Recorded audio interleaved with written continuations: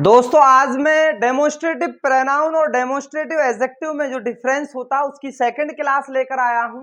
जो हमने मुहिम चलाई है इसमें क्या है, जो प्रोनाउन और एडजेक्टिव सेम होते हैं, personal pronoun personal adjective, demonstrative pronoun demonstrative adjective. आज डेमोन्स्ट्रेटिव प्रोनाउन और डेमोन्स्ट्रेटिव एडजेक्टिव में जो डिफरेंस होता है मैं उसको दूर कर दूंगा, आपको मात्र 5 मिनट लूंगा और कभी आप ये मिस्टेक नहीं करोगे कि इनको कैसे आइडेंटिफाई किया जाता है। सबसे पहले दोस्तों आपको क्या देखना है, ये 4 वर्ड होते हैं, इनमें सबसे ज्यादा कंफ्यूजन होती है इनकी हिंदी में भी और इनकी इंग्लिश में भी। क्या होता है, दिस दीज और एक दैट दोज होता है। दिस का प्लूरल तो होता है दीज और दैट का प्लूरल होता है दोज। एक बात समझनी है आपको बहुत बारीकी से दोस्तों कि जो दिस और दीज होते हैं ये तो आते हैं नजदीक के लिए, मतलब नियरनेस के लिए आते हैं, और दैट और दोज होते हैं वो आते हैं फारनेस के लिए। ये तो क्लियर हो गया। अब समझना क्या है, दिस और दैट तो होते हैं सिंगुलर। एक फंडा बनाओ अपने माइंड में कि छोटे वाले सिंगुलर होते हैं, एक के लिए आते हैं, और जो बड़े वाले होते हैं दीज और दोज वो ज्यादा मतलब प्लूरल के लिए आते हैं। तो नजदीक के लिए भी क्या आते हैं, ये दोनों नजदीक के लिए आते हैं दिस और दीज, और ये दोनों दैट और दोज आते हैं दूर के लिए। आपको ये समझना है, मेनली ये क्लास है इस बात पे कि ये एडजेक्टिव भी होते हैं चारों वर्ड और ये प्रोनाउन भी होते हैं। पहले मैं आपके लिए बताऊं कि एडजेक्टिव क्या होता है और प्रोनाउन क्या होता है। एडजेक्टिव तो होता है जो नाउन की क्वालिटी बताए, और प्रोनाउन होता है जो नाउन को रिप्लेस कर दे, in place of noun. Pronoun की डेफिनेशन है, जो नाउन को भगा दे उसे प्रोनाउन कहते हैं। अब आपको याद क्या रखना है दोस्तों, सभी बच्चे ध्यान देना तभी समझ में आएगा। मैंने हिंदी लिखी है, जैसे लिखा यह लड़का अच्छा है, तो आप ये देखो यह के साथ क्या जुड़ा हुआ है, लड़का। तो दिस बॉय, भाई दिस के जस्ट बाद में नाउन आया हुआ है, क्या है। अगर एडजेक्टिव की पहचान बताऊं, जो एडजेक्टिव और प्रोनाउन सेम होते हैं उनका केवल एक फंडा है मात्र, सभी एडजेक्टिव और प्रोनाउन जो सेम होते हैं, जैसे दिस और दैट ये सेम है, तो इनका फंडा आपके लिए बता रहा हूं, यह लड़का अच्छा है। दिस के बाद में क्या है दोस्तों, नाउन। क्या है, noun. This boy is good, तो दिस के बाद में अगर इन चारों वर्डों के बाद में ऐसे नाउन आ जाए तो ये दिस दैट दीज दोज किसका काम करेंगे, एडजेक्टिव का। नेक्स्ट एग्जांपल में क्या है, यह अच्छा लड़का है। आप ध्यान देना, this is a good boy, तो दिस के बाद में कोई नाउन नहीं आया, वर्ब आई है इज।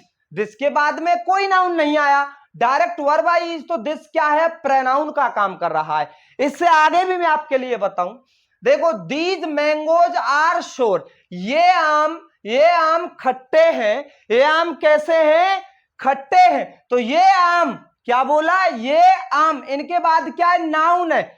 भाई आमो दीज के बाद में क्या है, नाउन है, तो ये एडजेक्टिव का काम कर रहा है, और दीज के बाद में अगर नाउन नहीं है तो ये प्रोनाउन का काम कर रहा है। यही बात आपको नोट करनी है, आपको केवल इतना याद रखना है, दिस दैट दीज दोज अगर इनके बाद में नाउन आता है तो एडजेक्टिव का काम करेंगे, अगर इनके बाद में नाउन नहीं आता तो ये प्रोनाउन का काम करेंगे। अगर आपको इसकी सेपरेट वीडियो देखनी है डेमोन्स्ट्रेटिव प्रोनाउन की, तो आप चैनल पे विजिट कर मैं इसकी डिस्क्रिप्शन में लिंक दे दी मैंने, तो आप डायरेक्ट लिंक पे डिस्क्रिप्शन में जाकर लिंक पे क्लिक करो और डेमोन्स्ट्रेटिव प्रोनाउन आपके सामने आ जाएगा और अच्छे से क्लियर हो जाएगा। आगे बात करूं और अच्छे एग्जाम्पल्स में इस पे अगर लिखूं, सबसे ज्यादा परेशानी आती है दैट पे और दोज पे। सर इनमें हम कंफ्यूज हो जाते हैं। मैं आपके लिए बताऊं, दैट और दोज हमेशा दूर के लिए कहे जाते हैं, जब आप किसी चीज को दूर की को पॉइंट आउट करते हो।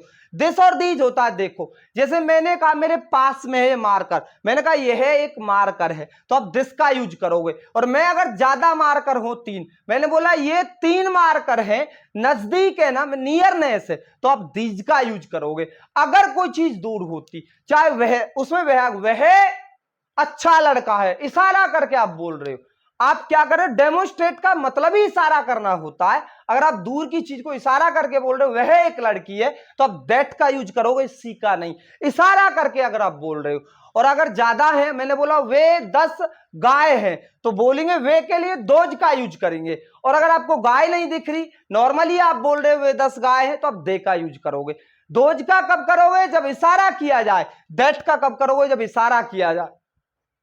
एग्जाम्पल से समझ में आ जाएगा। देखो मैं डायरेक्ट एग्जाम्पल लिख रहा हूं। जैसे मैंने बोला that girl is beautiful, that girl is beautiful, वह लड़की सुंदर है। ये अब किसका काम कर रहा है? दैट यहां पे, दैट यहां एडजेक्टिव का काम कर रहा है। किसका काम कर रहा है दोस्तों? एडजेक्टिव का, क्योंकि इसके बाद में नाउन आया है। हिंदी सेम रहेगी, वह लड़की खूबसूरत है। अगर यही ऐसे आता that is a beautiful girl, that is a beautiful girl, Hindi same है इसकी भी तो, लेकिन बस फर्क क्या कर दिया यहां पे, जो ब्यूटीफुल गर्ल, क्या है? Beautiful girl. यहां पे इसके बाद में नाउन नहीं आया, दैट के बाद में क्या नहीं आया दोस्तों? नाउन नहीं आया। अगर नाउन नहीं आया तो ये किसका काम कर रहा है? प्रोनाउन का। किसका कर रहा है? प्रोनाउन का काम कर रहा है। हिंदी सेम सी बनती है, हिंदी से फर्क नहीं होता। आप एडजेक्टिव, डेमोस्ट्रेटिव एडजेक्टिव है या प्रोनाउन है, इससे ही पहचानोगे। अगर जस्ट बाद नाउन है इन वर्डों के, चारों वर्डों के, तो ये एडजेक्टिव है, और इनके बाद में नाउन नहीं है तो ये प्रोनाउन है। आप वह खूबसूरत लड़की है, इसको आप सी से भी बना देते हो, लेकिन एक बात समझना, she is a beautiful girl,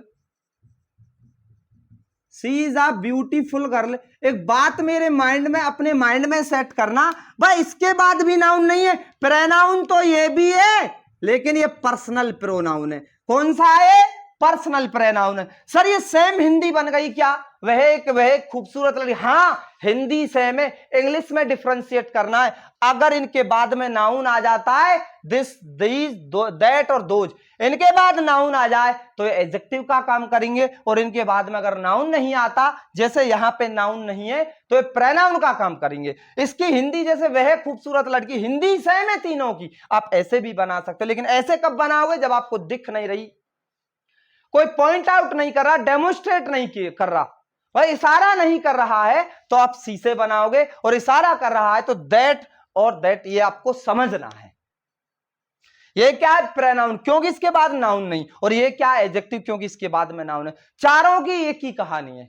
और दोस्तों जो हमारे चैनल पे नए हैं, प्लीज हमारे चैनल को सब्सक्राइब, लाइक एंड शेयर कर देना वीडियो को ज्यादा से ज्यादा, और उन बच्चों तक पहुंचाना जो बच्चों को, वास्तव में जो बच्चे नीडी है, और जिनको ये लगता है कि उनकी इंग्लिश ग्रामर एक वीक है, और एक एडवांस लेवल अगर आपको अपना तैयार करना है, बेसिक से लेकर एडवांस हर पॉइंट को करा रहा हूं, तो आप चैनल को सब्सक्राइब कर लेना, और चैनल की बेल आइकन की घंटी दबा लेना, ताकि आपके पास हमारी वीडियो जो आती है उनका नोटिफिकेशन पहुंच जाए और आपकी वीडियो मिस ना हो पाए। धन्यवाद बच्चों के लिए जिन्होंने वीडियो लास्ट तक देखी। थैंक